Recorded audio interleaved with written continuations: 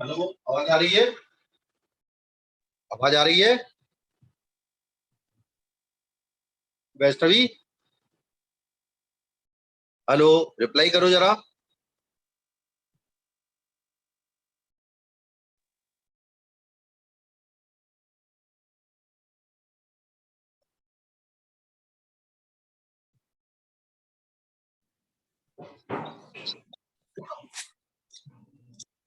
वैष्णवी, हाँ सर।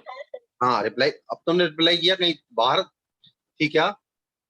नहीं सर, आवाज नहीं आ रही थी। आपको आ रही क्लियर? हाँ सर, अब आ रही है।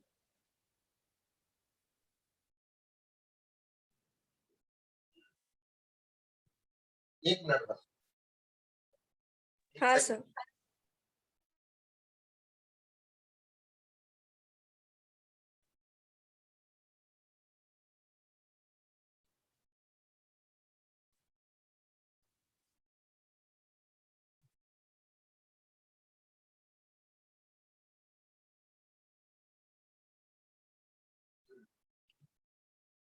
आज तुम्हारी क्लास है बायोलॉजी की?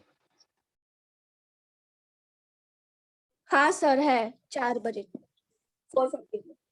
तो उससे उनसे बात कर लेना अगर हो जाए तो, है ना? हाँ सर, ठीक है। हाँ, मतलब बाद में बात करना, क्लास से पहले कर लेना या क्लास के बाद, है ना? उनसे कहना हाँ एक बार सर। मेरे से कांटेक्ट कर लें, ठीक है? हाँ सर, और बाकी तुम ठीक। बता देना मेरे बारे में, है? हाँ सर। ठीक है, कहना एक डेमो करवा देना आप। ठीक है, बहुत बढ़िया हाँ रहेगा सर। मेरे लिए। हाँ सर, ठीक। ठीक है, तो कल मैंने क्या स्टार्ट किया था? सर, आपने क्वेश्चंस भेजे थे 4। नहीं, वो तो 4 क्वेश्चन तो भेजे थे, और मैंने स्टार्ट क्या किया था? हाँ। भूल गई? इलेक्ट्रिक डाइपोल सामने लिखा हुआ है तुम्हारे। हाँ सर। तुम देखो, पढ़ा नहीं तुमने कल, है ना? कल तुमने पढ़ा नहीं, क्यों भाई? सही बात है ना? हाँ सर। तो पढ़ोगी नहीं तो तुम कैसे रिवाइज होगा ना? पढ़ना तो जरूरी है भाई, बगैर पढ़े कैसे काम चलेगा? हाँ ठीक है, सर। एक काम करा करो, ज्यादा नहीं करते अपन। 40 मिनट 50 मिनट की क्लास होती है ना? सुनो, हाँ सर। तुम उतना घर पर कम से कम, जब बाकी तो समझ ही जाती हो, 80% तो क्लियर हो ही जाता है। हाँ सर। बाकी 20% जब बिल्कुल अच्छी तरह क्लियर होगा, तब तुम घर पर उसको एक बार जरूर पढ़ोगी, जिससे तुम्हें टॉपिक भी याद रहेगा, और नहीं आएगा तो अगले दिन पूछ सकती हो। हाँ ठीक है ना? सर। तो चारों क्वेश्चन करे कि नहीं करे भी? सही बताना। 3 हो गए, फर्स्ट वाला नहीं हुआ सर। अच्छा अच्छा, वो चलो बता दूंगा। अभी तो मैं पढ़ा रहा हूँ, एक ही क्वेश्चन हैंड आउट। हाँ सर, एक ही क्वेश्चन है। हाँ, तो आगे बढ़ते हैं अपन। ठीक है, तो इलेक्ट्रिक डाइपोल पे हम आ गए थे। इलेक्ट्रिक डाइपोल का मूवमेंट हम पी से शो करते हैं ना, वेक्टर पी से। हाँ सर। और पी इक्वल टू क्या होता है? Q into D. Q into D. D. और डायरेक्शन ऑफ डाइपोल मूवमेंट होता है negative charge to positive charge, minus Q to plus Q. याद आया? हाँ सर। अब लिखो आप पहला केस। इलेक्ट्रिक लिख लिया था क्या आपने? डायरेक्शन ऑफ डाइपोल मूवमेंट लिख लिया था कि नहीं लिखा था? नहीं सर, सिर्फ डेफिनेशन लिखी थी तो लिख लो, इलेक्ट्रिक डाइपोल 2 लाइन की। लिख लो उसके आगे। The direction of dipole movement, electric dipole movement is directed from minus q charge to plus q charge, minus q charge to plus q charge. लिख लिया? और यूनिट तो मैंने बताई दी थी कल, कूलम मीटर। हाँ सर। ठीक है, डायमेंशन भी बता दिए थे कल, याद है? हाँ सर। याद है? सर एक बार वो लाइन रिपीट कर सकते हैं? क्या? अभी जो ये बताई डेफिनेशन, वो रिपीट कर सकते हैं क्या? आवाज नहीं आ रही तुम्हें, जोर से बोलना। सर वो अभी आपने जो ये बताया ना डेफिनेशन, वो एक बार रिपीट कर दीजिए ना। हाँ, the direction of dipole movement is directed from negative charge to positive charge, minus Q to plus Q. ठीक है, हाँ सर ठीक। Of dipole. अब हेडिंग डालो। अभी एक ही क्वेश्चन डाउट है ना तुम्हारा 4 में से? हाँ सर। तो ठीक है, मैं बता दूं, लास्ट में बता दूं, ठीक है? हाँ सर। हेडिंग डालो, electric dipole placed in a uniform electric field. Electric dipole placed in a uniform electric field.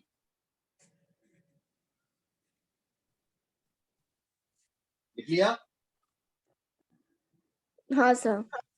अच्छा, यूनिफॉर्म इलेक्ट्रिक फील्ड का मतलब क्या होता है कि इलेक्ट्रिक फील्ड का डायरेक्शन हर जगह सेम है और मैग्नीट्यूड हर जगह सेम है ना? हाँ सर। अब देखो, थोड़ा ध्यान देना अच्छी तरह से, बिल्कुल समझ में आएगा। आप जानते हैं कि किसी पॉजिटिव चार्ज को, प्लस क्यू चार्ज को, अगर मैं किसी इलेक्ट्रिक फील्ड में रखूं तो इस पर फोर्स ई क्यू यहाँ होगा, इलेक्ट्रिक फील्ड के डायरेक्शन में। हाँ होगा सर कि नहीं? होगा। हाँ सर होगा। ये इलेक्ट्रिक फील्ड है। और माइनस क्यू पर फोर्स कहाँ होगा? माइनस क्यू पर फोर्स कहाँ होगा? अंदर। इलेक्ट्रिक फील्ड के ऑपोजिट डायरेक्शन में। हाँ सर। ठीक है, ये फोर्स है नेगेटिव चार्ज पर, और ये फोर्स है पॉजिटिव चार्ज। पॉजिटिव चार्ज पर फोर्स हमेशा इलेक्ट्रिक फील्ड के डायरेक्शन में लगेगा, और नेगेटिव चार्ज पर फोर्स हमेशा इलेक्ट्रिक फील्ड के ऑपोजिट लगेगा। ये कंसेप्ट मालूम है ना? हाँ सर। अब मैंने क्या करा, एक इलेक्ट्रिक डाइपोल लिया, उसमें होते हैं दो चार्ज, एक प्लस क्यू एक माइनस क्यू, है ना? ये प्लस हाँ क्यू है सर। और ये माइनस क्यू। माइनस और इनके बीच का गैप क्या मानते हैं? डी। क्या मानते हैं इनके बीच का गैप? डी। और इस पूरे सिस्टम को, इस पूरे डाइपोल को हमने एक यूनिफॉर्म इलेक्ट्रिक फील्ड में रखा। यानी यूनिफॉर्म का मतलब है हर जगह इलेक्ट्रिक फील्ड की वैल्यू सेम। क्लियर है? हाँ सर। तो ये बताइए, इस प्लस क्यू चार्ज पर जो फोर्स लगेगा वो इलेक्ट्रिक फील्ड के डायरेक्शन में लगेगा, और वो फोर्स कितना होगा पॉजिटिव पर? अभी बताया मैंने ऊपर, ई क्यू। हाँ सर। क्या बताया? बताया ना, ई क्यू। हाँ सर। और माइनस चार्ज पे कितना लगेगा? ये भी ई क्यू लगेगा। हाँ क्यों भाई? सही क्यों? लेकिन डायरेक्शन क्या होगा इसका? अपोजिट। डायरेक्शन क्या होगा? अपोजिट होगा, है ना? हाँ सर होगा। अब अगर मैं पूरे को सिस्टम मान लूं, यानी पूरे डाइपोल को सिस्टम मान लूं, तो पूरे डाइपोल पर नेट फोर्स कितना होगा? ये इक्यू लेफ्ट से राइट में लग रहा है, और ये वाला इक्यू राइट टू लेफ्ट लग रहा है, तो net force zero. F net कितना होगा? जीरो। जीरो। नहीं समझ में आया? जीरो। आ गया सर। क्योंकि जितना पॉजिटिव चार्ज पर फोर्स है उतना ही नेगेटिव चार्ज पर फोर्स है, हाँ और सर। दोनों फोर्स ऑपोजिट हैं और इक्वल है, इसलिए एक दूसरे को कैंसिल करेंगे। यानी नेट फोर्स कितना रहेगा? जीरो। जीरो। समझ में आया? हाँ सर। अब सेंटर ऑफ मास जो होगा इस डाइपोल का रेस्ट पर रहेगा। ठीक है, तो नेट फोर्स लिख दो, net force on a dipole, net force on an electric dipole in a uniform electric field. यानी इलेक्ट्रिक फील्ड की वैल्यू हर जगह सेम है। In a uniform electric field is same, sorry is zero. ठीक है, हाँ सर। लिख लिया? हाँ सर लिख लिया। समझ में आया? अच्छा, हाँ सर। लेकिन क्या होगा, साफ करूं? हाँ sir. Hmm,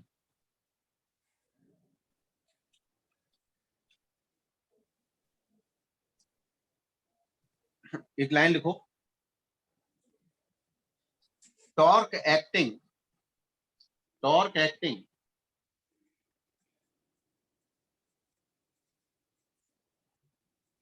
on a dipole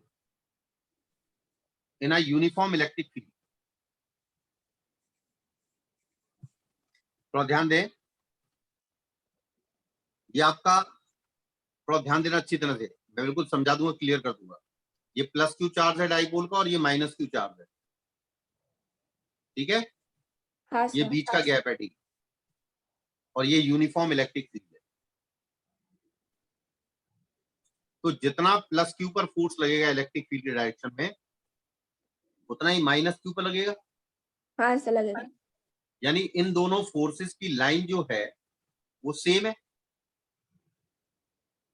बस डायरेक्शन अपोजिट है। क्यों भाई, हाँ सर। लाइन तो एक ही है ना।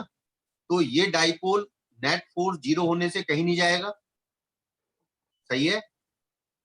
हाँ अरे सर। जाएगा क्या, कहीं नहीं जाएगा, और ना ही ये घूमेगा। घूमेगा क्या, नहीं घूमेगा सर। और अगर मैं इसी डाइपोल को अगर ऐसे रख दूं, यानी प्लस क्यू यहां जाए और माइनस क्यू ये है, ठीक है। हाँ सर।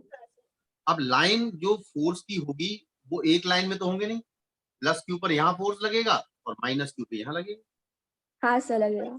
अब क्या घूम जाएगा ये, हाँ सर। अब घूम जाएगा कि नहीं घूम जाएगा, घूम जाएगा सर। क्योंकि line of action of force is not acting along the same line, they are. हाँ सर। तो इस पोजीशन में टर्निंग इफेक्ट आ जाएगा। क्या आ जाएगा, टर्निंग इफेक्ट। और बीच का गैप कितना है इसमें, क्या मानते हैं बीच का गैप, डी, मानते हैं ना डी। हाँ सर। अब इलेक्ट्रिक फील्ड तो हर जगह यही है, सेम डायरेक्शन में यूनिफॉर्म फील्ड है, और मान लो ये डाइपोल जो है वो थीटा एंगल बना रहा है इलेक्ट्रिक फील्ड के साथ। तो क्या बना रहा है, थीटा एंगल। अब ये बताओ ये फोर्स कितना होगा। अब ये बताया मैंने ई क्यू, क्या बताया, ई क्यू। मान लो ये पॉइंट है टी और ये पॉइंट है एस, डाइपोल के पोजीशन, मैं लिखवाऊंगा बाद में, थोड़ा समझ लो। तो इसमें टॉर्क निकालना है, क्या निकालना है, टॉर्क निकालना।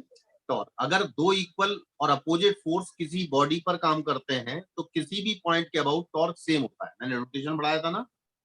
हाँ सर।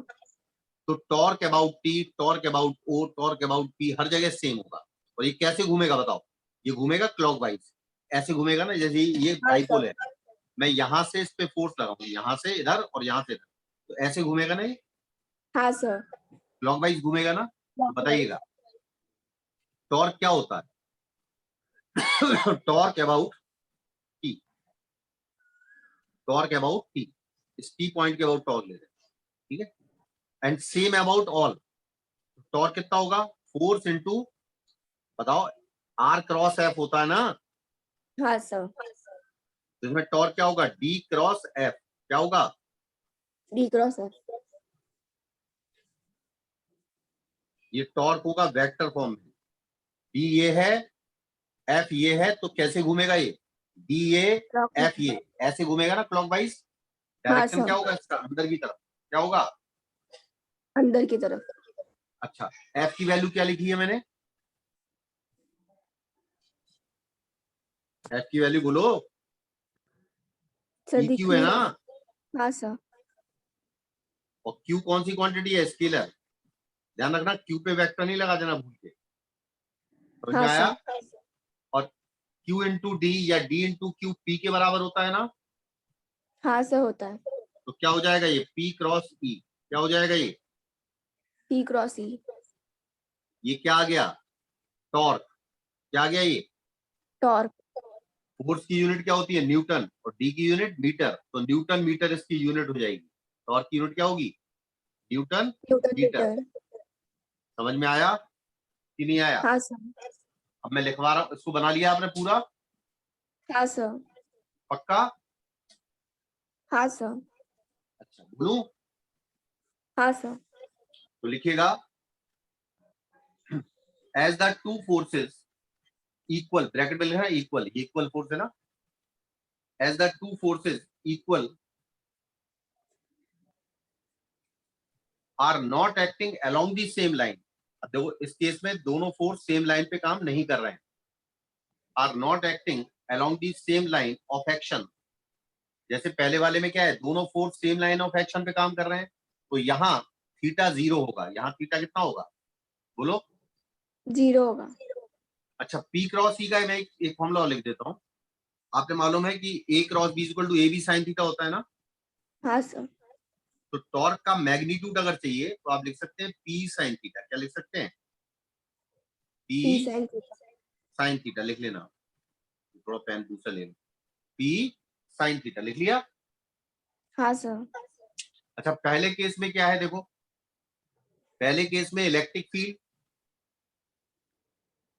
और डाइपोल मूवमेंट एक ही डायरेक्शन में ना। डाइपोल मूवमेंट कहां से कहां डायरेक्टेड होता है? -q2 plus Q। बोलो, -q2, प्लस अरे Q। -q2।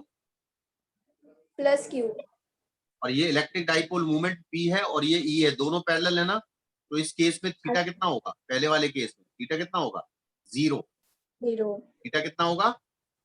0। तो टॉर्क भी यहाँ कितना होगा? 0। फोर्स तो 0 होता ही है, लेकिन टॉर्क भी कितना होगा यहाँ?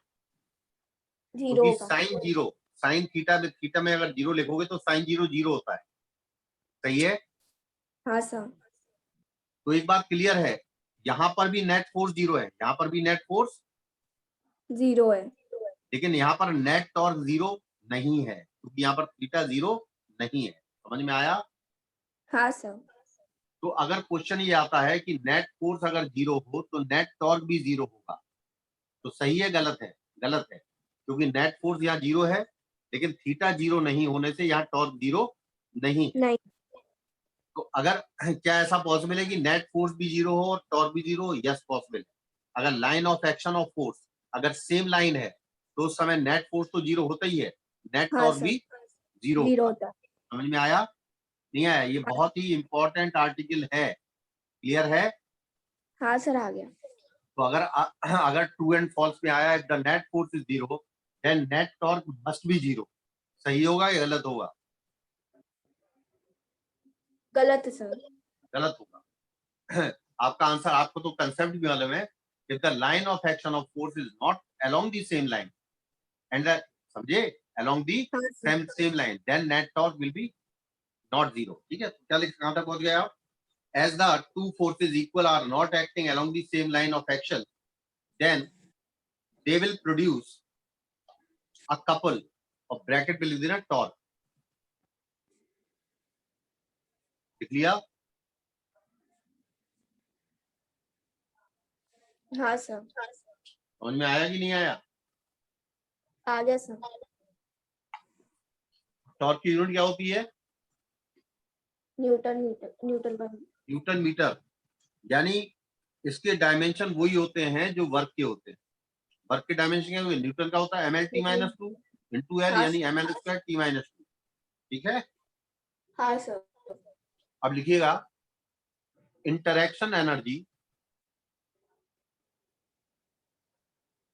इंटरेक्शन एनर्जी का मतलब होता है पोटेंशियल एनर्जी। क्या होता है?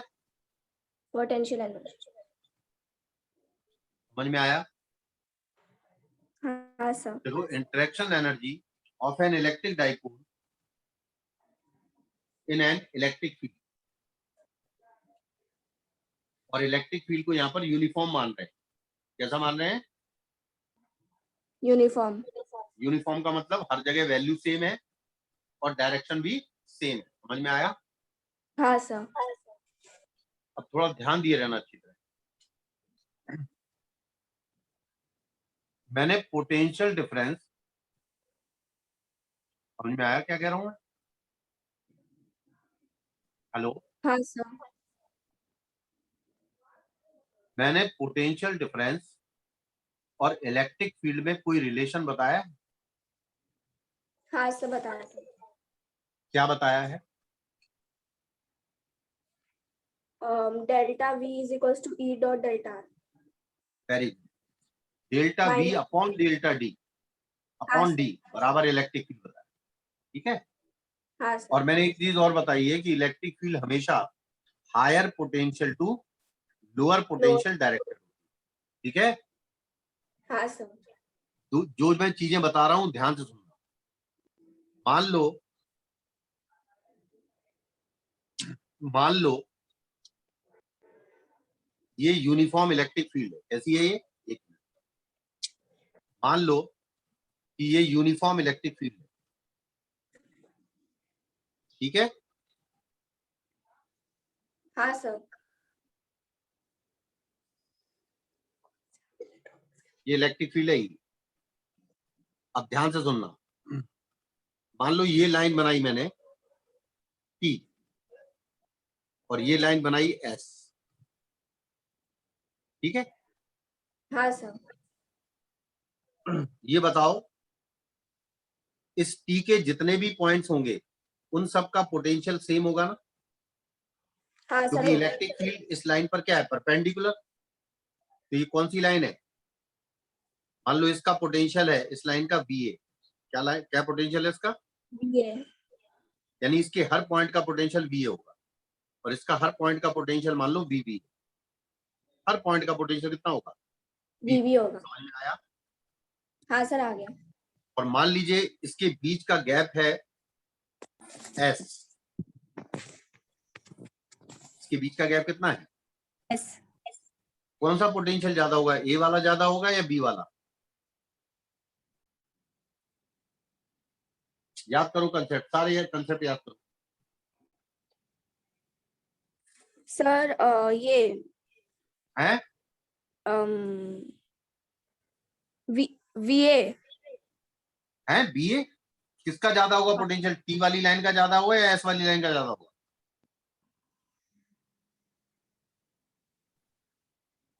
सर T वाले लाइन। अरे भैया तुम याद नहीं कर रही हो, बिल्कुल बहुत गड़बड़ कर रही हो। इलेक्ट्रिक फील्ड हमेशा higher potential to lower potential directed होती है, ये लिखवाया था। हाँ सर, लिखा था। तो किसका ज्यादा होगा, A का या B का? कहां से कहां डायरेक्टेड है? T से S की तरफ है ना? हाँ सर। तो किसका ज्यादा होगा? हमेशा याद रखो, हाँ सर। हमेशा याद रखो, समझ गए? हाँ sir.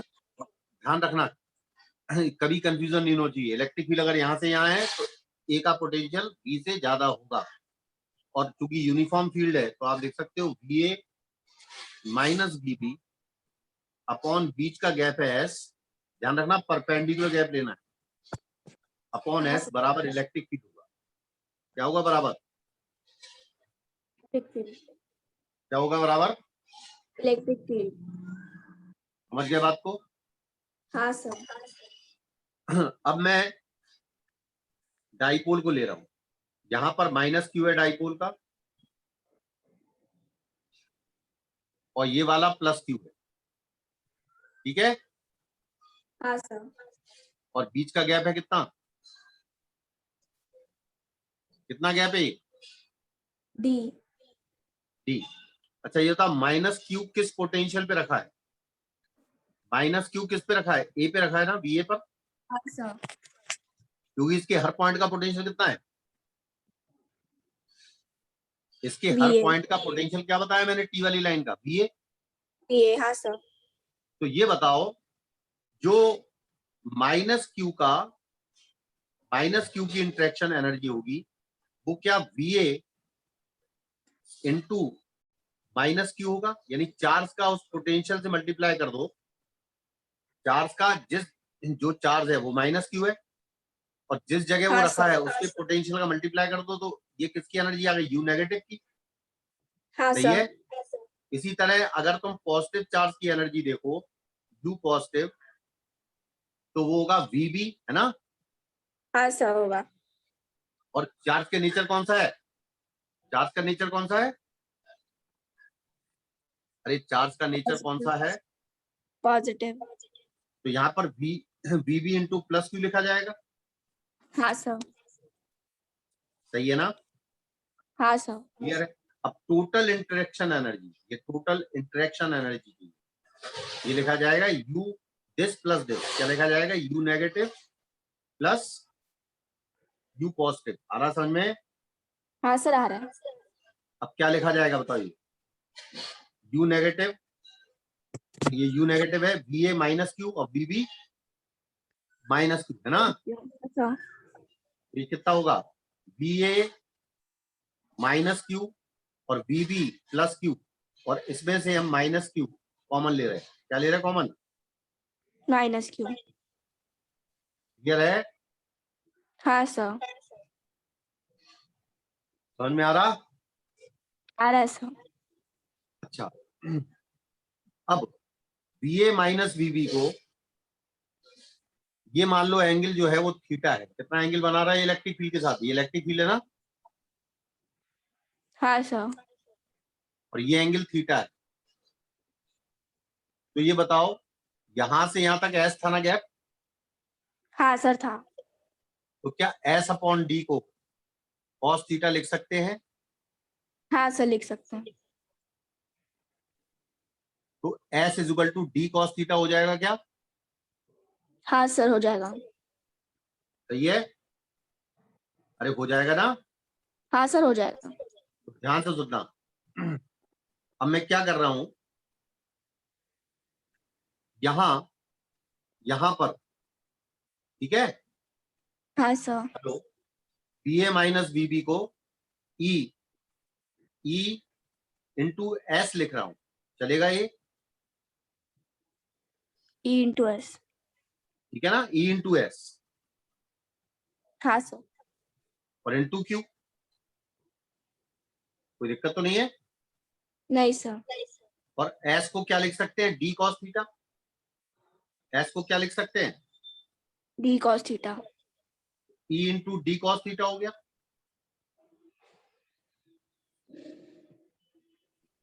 E into D cos theta into Q हो गया ना।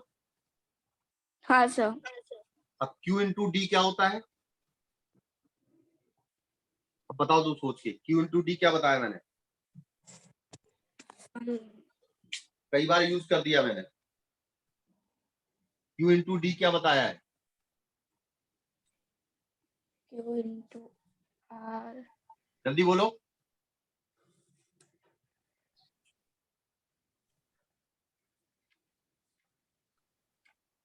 भूल गई क्या? हेलो, हाँ sir. Q into D electric dipole movement बताया पी। हाँ सर। तुम भूल रही हो आज तो बहुत ज्यादा। आज क्या मूवी वगैरह दिख रही थी? नहीं सर। फिर तुम्हारा दिमाग, तुम ऐसे करोगी, जिस फॉर्मूले जो हैं, Q into D is equal to P लिख सकते हैं क्या? हाँ सर। इतना साफ कर दूं इतना बनाया ये? हाँ सर। तो क्या हो गया बताओ? फाइनल रिजल्ट माइनस रहेगा बाहर। बोलो। Due total interaction energy total minus ही क्यू इंटू डी को पी लिख दिया मैंने, हाँ sir Q cos. Into cos theta. सही है? ये भी हाँ वेक्टर सर। है, ये भी वेक्टर है। देखो ये ई है और ये पी है। ई और पी के बीच में एंगल कितना है? थीटा। थीटा। देखो ये ई है और ये minus Q to plus Q वाली मिलाने वाली लाइन पी है। तो मैं इसको लिख सकता हूं, ध्यान से सुनना अच्छी तरह, minus P dot E, minus P dot D. P dot E. नहीं आया समझ में? आगे से। क्योंकि A dot B equal to होता है A B cos theta. P को पहले लिखो या बाद में लिखो, कोई फर्क नहीं पड़ता है। समझ में आया? हाँ सर। हेलो। हाँ सर आ गया। तो किसी डाइपोल को अगर किसी यूनिफॉर्म इलेक्ट्रिक फील्ड में रखा जाएगा और वो डाइपोल का पी जो है वो थीटा एंगल बनाता होगा, तो इंटरेक्शन एनर्जी यानी उस डाइपोल की एनर्जी होगी माइनस पी डॉट ई। कितनी होगी? माइनस पी डॉट ई। और पोटेंशियल एनर्जी की यूनिट होती है जूल। क्या यूनिट होती है? जूल। ध्यान रखना। क्लियर हुआ? हाँ सर हो गया। तो इंटरेक्शन एनर्जी किसी डाइपोल की किसी इलेक्ट्रिक फील्ड में कितनी होती है? माइनस पी डॉट ई। एक बात सुनो पहले ध्यान से, अभी तक मैंने जितने फॉर्मूले लिखवाए हैं, जो भी टॉपिक करवाए हैं, सुन लो। हाँ सर।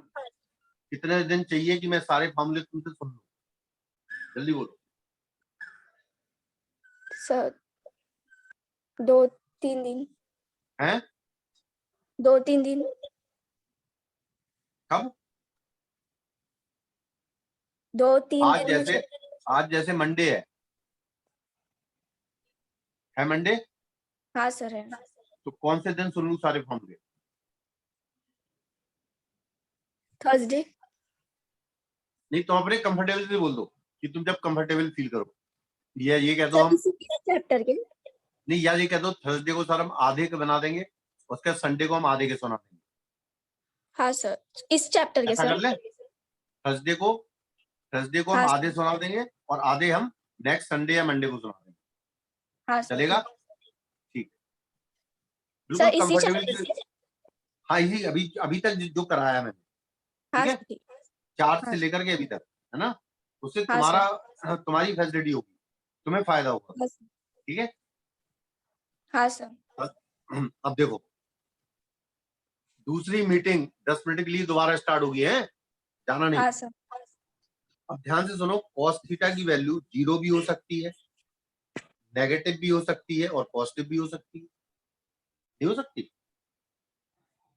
हाँ सर हो सकते हैं। क्योंकि कॉस थीटा में अगर थीटा को 0 से 90 से कम लेते हैं तो पॉजिटिव होता है, और 90 लेते हैं तो 0 होता है, और 90 से बड़ा लेते हैं तो नेगेटिव होता है नहीं होता? हाँ सर होता है। और अगर cos थीटा नेगेटिव होगा तो ये वाला नेगेटिव, ये वाला नेगेटिव और इसका नेगेटिव मिलके क्या हो जाएगा? पॉजिटिव। पॉजिटिव। ठीक है, तो ये बता, और हाँ जब ये सर। पॉजिटिव होगा तो पूरा नेगेटिव आएगा, आएगा ना पूरा नेगेटिव? हाँ सर आएगा। देखो एक line, the value of cos theta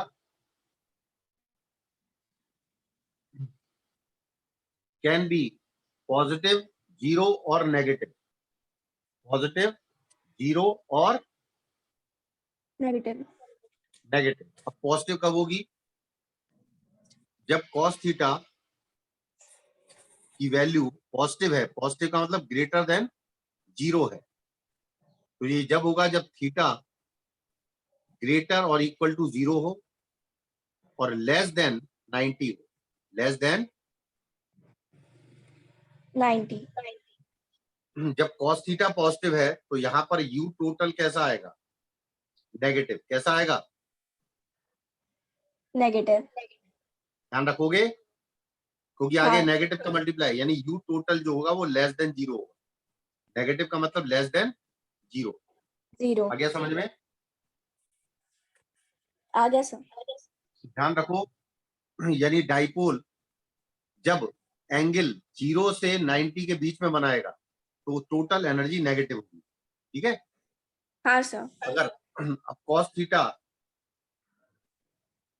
0 भी हो सकता है, और 0 कब होता है? जब थीटा 90 डिग्री, थीटा कैसा हो? 90 डिग्री हो। यानी आपकी इलेक्ट्रिक फील्ड ये है और इलेक्ट्रिक डाइपोल मूवमेंट इसके परपेंडिकुलर है। हाँ सर। यानी डाइपोल को आपने इस तरह रखा है, माइनस क्यू ये है और प्लस क्यू ये है, डाइपोल है, और इसको आपने थीटा इज इक्वल टू 90 में रखा है। तो पोटेंशियल एनर्जी कॉस थीटा की जगह 0 लिखोगे तो यू कितना आएगा? 0 आएगा। 0 आएगा सर। कॉस थीटा नेगेटिव भी हो सकता है, कॉस थीटा लेस देन 0 का मतलब नेगेटिव है। ये कैसा है ये? नेगेटिव है। यानी ये जब होता है जब थीटा ग्रेटर देन 90 हो और लेस और इक्वल टू 180 डिग्री। कैसा हो? लेस और इक्वल टू 180 डिग्री। यानी इसमें फिगर क्या होगा? अगर मान लो डाइपोल को मैंने ऐसे रखा, ये माइनस क्यू है और ये प्लस क्यू है ना, हाँ हेलो, सर। और हमारी इलेक्ट्रिक फील्ड ये है,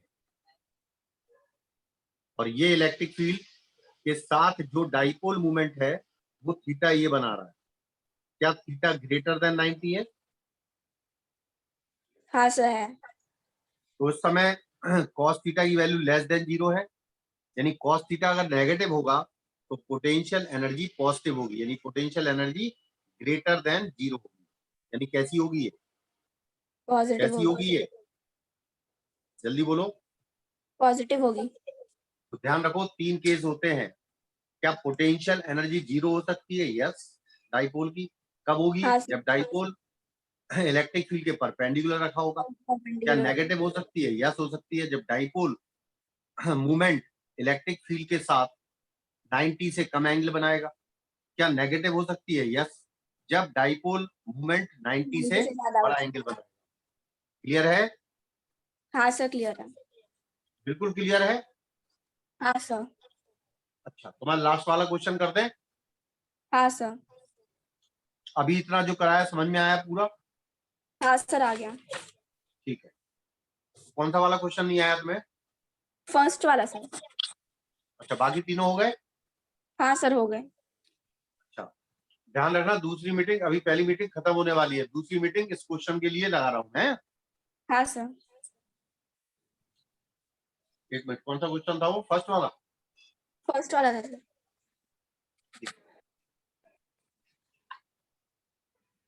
स्मॉल पार्टिकल है हाँ सर वही। और एंड ड्रॉप्स वाला हो गया? हाँ सर हो गया। पक्का? हाँ सर हो गया। और तीसरा? हाँ सर तीनों हो गए, सिर्फ एक ही नहीं आया हाँ, था फर्स्ट। वेरी गुड, बहुत अच्छा किया तुमने। मुझे विश्वास था कि ये शायद 3 क्वेश्चन दिक्कत देंगे। ठीक है, चारों दिक्कत देंगे, लेकिन हो गए, बहुत अच्छी बात। आंसर तो थे ही सामने, है ना? हाँ सर।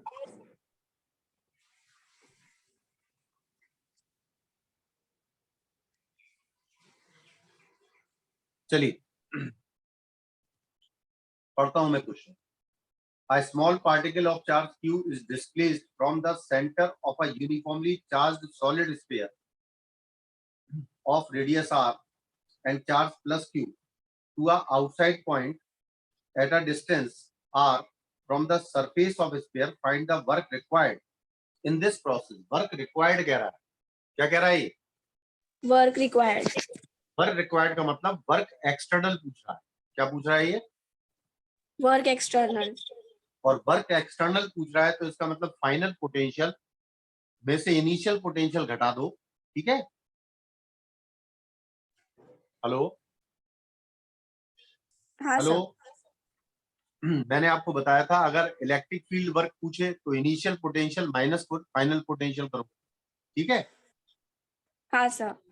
और अगर वर्क एक्सटर्नल पूछे, वर्क रिक्वायर्ड पूछे, तो हम final potential minus initial potential initial. करेंगे।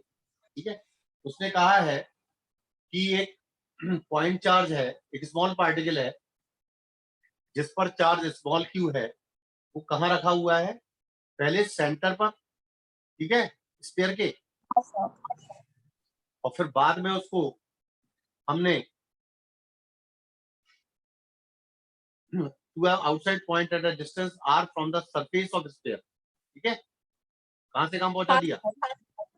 तो हमें ये पता करना है कि टोटल वर्क कितना रिक्वायर्ड है। ठीक है, हाँ सर। अब थोड़ा ध्यान देना। सबसे पहले हम यूनिफॉर्मली चार्ज स्फीयर बनाते हैं।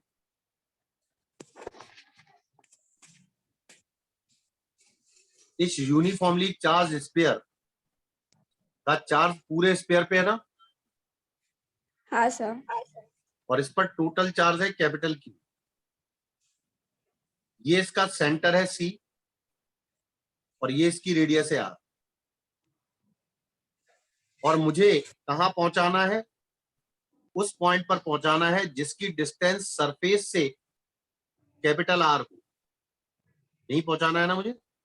हाँ सर।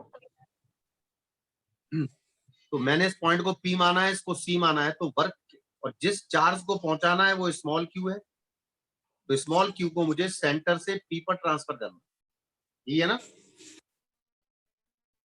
हाँ सर। अब ये बताओ सेंटर से लेकर के पी पॉइंट तक की डिस्टेंस क्या 2r होगी?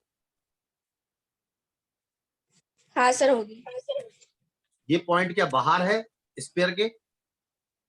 हाँ सर बाहर। और ये यूनिफॉर्मली चार्ज है, तो यूनिफॉर्मली चार्ज स्फीयर के सेंटर का पोटेंशियल बोलो कितना होता है?